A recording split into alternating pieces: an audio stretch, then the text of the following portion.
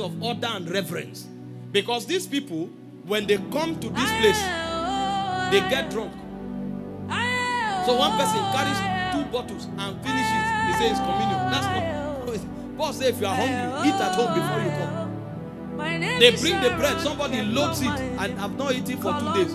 Don't break your fast with this bread and say you are coming to eat food. And they galvanize everything and they are eating. No. He said this is not to quench hunger. This one has a different purpose. So he's talking about order. If you read the whole chapter, you will see all of that. Verse 28. He said, but let a man examine himself. So let him eat of that bread and drink of that cup. Verse 29. He said, for he that eateth and drinketh unworthily, eateth and drinketh damnation to himself, not discerning the Lord's body. Verse 30. For this cause, he said, many are weak. So the same thing that empowers can weaken. He said, for this cause, many are sickly among you. So some people are not sick because Satan struck them. They are sick because they mishandled the Lord's body. That's why I teach people here. I tell them, only consecrate the one you want to use now. Don't consecrate all and keep. You can't preserve it well.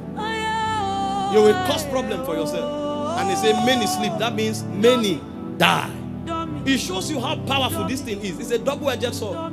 It can kill outward and kill inward if you don't discern it. So the condition for the administration of the cup is order and reverence. Condition number 2 is unity. The Bible said in Acts 2:46, it said they went from house to house and together. They were always in one accord. That's when they broke bread. That's why every time we are doing the communion, we do it where 2 or 3 are gathered. Because it demands unity. It demands oneness for it to be administered. And they continue daily with one accord in the temple, unity, and breaking bread from house to house, did eat their meat with gladness and singleness of heart. So the 2 conditions that must be kept for the Lord's Supper to be administered is number 1, order and reverence. Number 2, unity. This is why if you go into the Orthodox setting, most times only those who have ecclesiastical ordination are permitted to handle this, so that the requirement of order and reverence is kept. They don't joke with this because they understand it to a very high level. In the Catholic setting, for example, it's one of the 7 sacraments of the church, and only a priest is permitted to do this.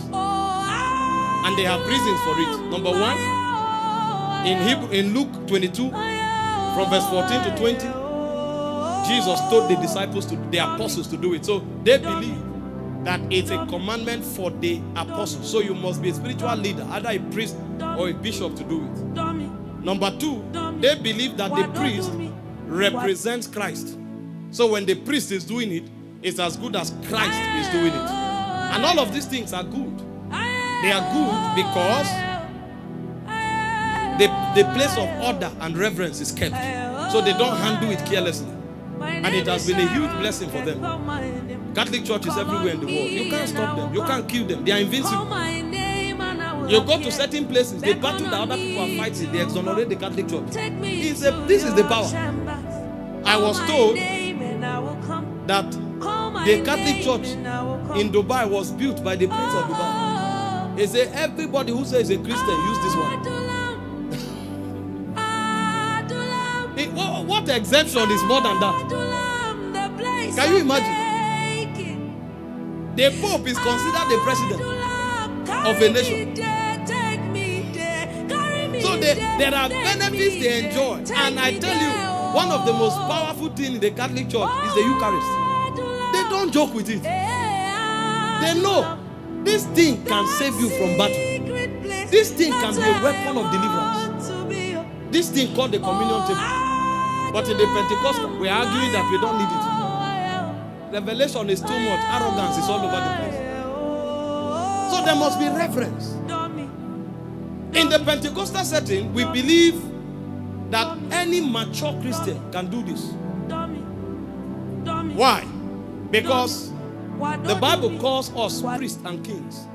1 Peter 2:9, Revelation 1:6. We were all washed as priests and kings.